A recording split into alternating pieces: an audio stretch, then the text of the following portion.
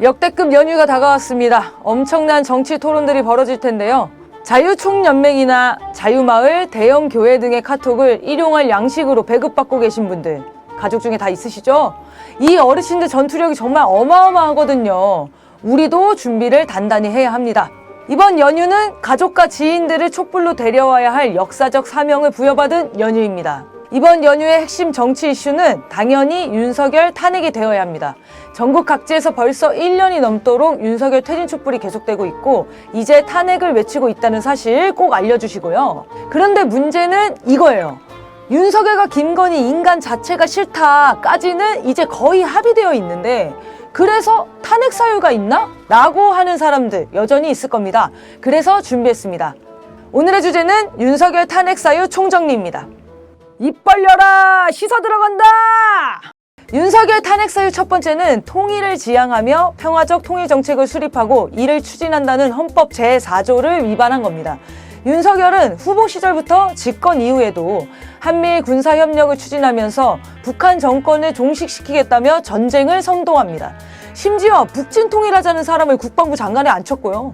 이는 평화 통일을 추진해야 할 대통령의 의무를 저버린 것이죠. 매일 힘에 의한 평화니 뭐니 전쟁하자고 외쳐대는 대통령, 이미 이것만으로도 헌법 위반입니다. 두 번째는 대법원 판결을 무시하고 상권 분립을 위반한 겁니다. 일본은 강제동원 배상하라라는 대법원 판결을 윤석열 정권은 완전히 무시했죠. 우리 기업 보고 돈을 내서 배상하자고 하고 있습니다. 이 사람들 법치주의 노래를 부르던 사람들 아닌가요? 그런데 대법원 판결도 무시하는 게 법치주의인가요? 대법원은 그럼 왜 있는 건가요? 법치주의의 근간을 흔드는 당장 탄핵해야 할 사유입니다. 세 번째는 공익실현 의무를 위반하고 김건희 일가의 이익 실현을 위해 노력한 겁니다. 본부장 비리라는 말이 나올 정도로 윤석열의 장모와 김건희의 비리가 심각합니다. 오죽하면 봐주고 봐주다가 결국 너무 심하게 저지르니까 장모를 구속하기까지 했겠어요. 이것도 진짜 사상 초유 사건인데 이렇게 나라가 조용하다니. 아무튼 윤석열은 김건희 돈 벌어주겠다고 임기를 시작하자마자 국토부를 동원해 양평 고속도로를 휘게했습니다.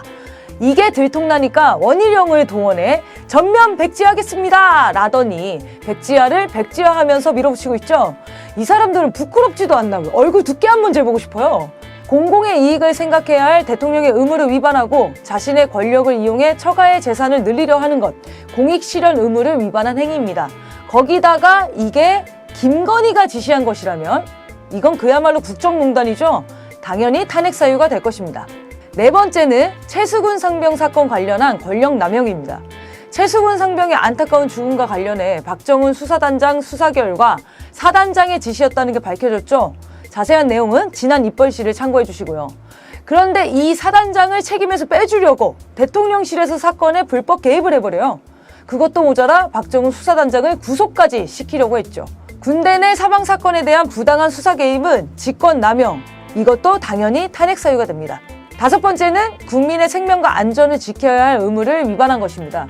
후쿠시마 해고염수 방류를 막기는커녕 오히려 일본 편에서 안전하지 않다고 주장하는 우리 국민들을 괴담 유포자로 몰아갔죠.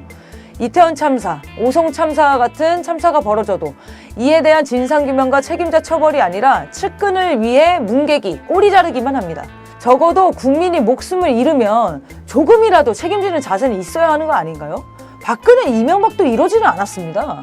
여섯 번째, 대통령실이 불법으로 당무에 개입하고 있는 겁니다. 강승규 시민사회 수석이 강신업 변호사를 만나 국힘당 대표에 출마하지 말라고 했다는데 이게 불법이라는 겁니다. 이전에도 대통령실이 김기현 후보를 밀었다. 태용호가 이진복 정무수석이 내년 총선 공천을 거론하며 정부의 일제 강제동원 피해 배상안을 옹호하는 발언을 요청했다라는 등 대통령실이 당내 선거와 공천권을 운운하며 개입한 사례는 많습니다. 그리고 이 사람들 잘리기는커녕 아주 멀쩡히 잘 있습니다. 그 말은 즉 윤석열이 바라는 대로 움직이고 있다는 거죠. 이건 정당법과 선거법을 위반한 겁니다. 이외에도 집무실을 이전하면서 국가재정법을 어기고 직권남용을 한 것, 이 과정에서 무속인의 조언을 받아 국가공무원법을 위반한 것 등 다 말할 수 없는 탄핵 사유들이 있습니다. 윤석열 정권은 검찰 권한을 이용해 야당과 국민을 탄압하는 독재 정권입니다. 윤석열이 이재명을 죽이기 위해 압수수색만 376번을 했어요. 이재명만 털었나요? 주변인까지 샅샅이 먼지 털기를 하는 그 자체가 이미 혼이 비정상이죠. 이걸 기네스북에 올려야 돼. 윤석열 정권의 무리한 영장 청구로 보수적인 한국의 법원에서조차 영장 기각을 결정했어요. 일단 박수치고 갈까요? 이런 독재 행태는 야당 인사뿐 아니라 자신에게 비판적인 국민 모두를 빨갱이로 몰아 탄압하는 것에서도 그대로 나타나죠. 다들 나라가 수십 년은 뒤로 간 것 같다고 이야기하잖아요. 이런데도 탄핵이 안 되면 도대체 탄핵 소추권은 왜 존재하는 건가요? 윤석열 탄핵만이 살 길입니다. 하루 주춤하면 또 어떤 재난이 어떤 규모로 닥칠지 모릅니다. 조봉암을 죽인 이승만이 국민에게 총을 쏘았었죠. 김대중을 죽이려던 전두환 역시 광주 시민을 죽였던 것을 우린 기억합니다. 윤석열은 이미 불법으로 쌓은 자기 가족의 부와 권력을 지키겠다고 국민을 향해 칼을 빼들고 있습니다. 그럼 어떻게 해야 되죠? 국민이 나서야죠. 이번 추석에 윤석열 탄핵을 이야기하고 다음 주 10월 7일 촛불엔 친척, 친구, 가족 모두 손에 손잡고 오셔야 합니다. 지금까지 입 벌려라 시사 들어간다. 입벌씨였습니다.